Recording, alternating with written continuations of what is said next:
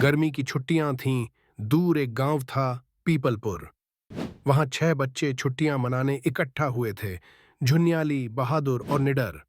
विश्रुत, उसका छोटा भाई, थोड़ा डरपोक मगर जिज्ञासु।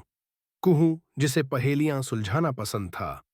नवी, हमेशा कुछ चटपटा खाने की तलाश में। शिवा, शांत लेकिन सबसे होशियार। और कियारा, सबसे छोटी लेकिन मन से सबसे मजबूत। गांव के बाहर एक पुरानी जर्जर हवेली खड़ी थी। लोगों का कहना था कि रात के अंधेरे में उस हवेली से एक घंटी की आवाज आती है, बिना किसी के उसे बजाए। एक शाम जब बच्चे तालाब के पास बैठे थे, दूर कहीं से वही घंटी बजी, धीमी, रहस्यमयी और ठंडी हवा के साथ बहती हुई। उस रात कुछ बदला। बच्चों ने तय किया, वे हवेली की सच्चाई जानकर रहेंगे। अगले दिन वे अपने साहस को थामे, टॉर्च, रस्सी और नक्शा लेकर निकल पड़े। रास्ता डरावना था, सूखे पत्तों से भरा, जड़ें जमीन से बाहर निकली हुई और पेड़ों के बीच छिपे सन्नाटे। हवेली के पास पहुंचते ही हवा जैसे थम गई। दीवारें फटी हुई, खिड़कियां टूटी और छतों से जाले लटकते थे। जैसे ही उन्होंने पहला कदम अंदर रखा, पीछे से दरवाजा अपने आप बंद हो गया। हर कमरे में अजीब चीजें थीं।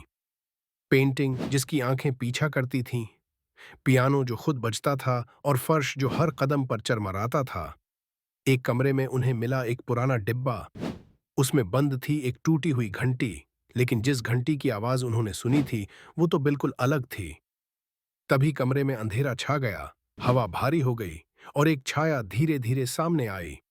वो थी रतनमाला, एक आत्मा जो 100 सालों से उस हवेली में कैद थी।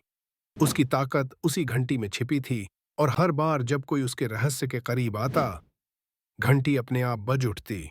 हवेली कांप उठी, दीवारें थरथराईं, लेकिन बच्चों का दिल इस बार नहीं डरा। उनकी एकता, साहस और दोस्ती ने वो कर दिखाया जो पीढ़ियों से कोई नहीं कर पाया था।